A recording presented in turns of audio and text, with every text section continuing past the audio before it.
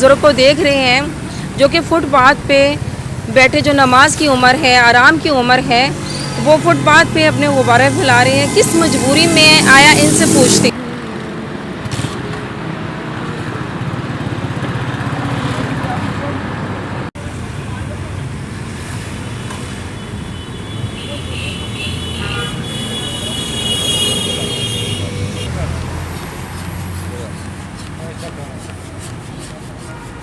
अस्सलाम वालेकुम, मैं हूं आपकी मेज़बान फरजाना अशरफ। आप इस वक्त देख रहे हैं वेलकम पाकिस्तान। बिस्मिल्लाहिर्रहमानिर्रहीम। मैं असल में सांस का मरीज़ हूँ। मैं गुलाब देवी हॉस्पिटल में एडमिट था जी। और काफ़ी सालों से मैं सांस का मरीज़ और पेशेंट हूँ। मेरी लेफ़्ट किडनी भी ख़राब है।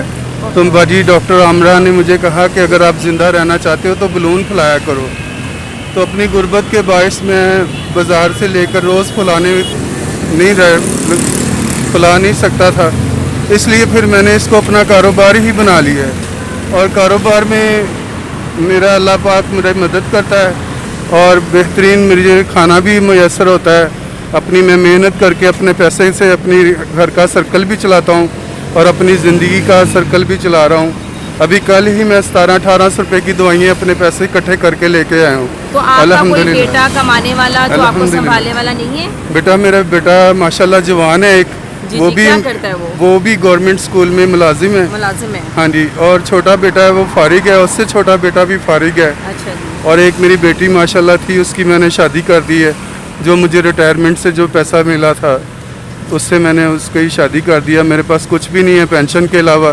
12,000 मेरी पेंशन है और मैं उसी से अपना बलून ले आता हूँ और अपना घर का सर्कल चलाता हूँ और अपने बीवी बच्चों को और अपने घर को पाल रहा हूँ। देखिए, आप देख रहे हैं कि कोरोना वायरस की वजह से कितनी मुश्किलात लोगों को, फुटपाथ पे बैठे घर में हर बंदा ही मुश्किलात से गुजर रहा है। और जो इनकी राम की उम्र है, नमाज़ पढ़ने की उम्र है, इनके 2 बेटे हैं, एक मुलाजिम वो भी हैं और ये भी मुलाजिम सरकारी हैं।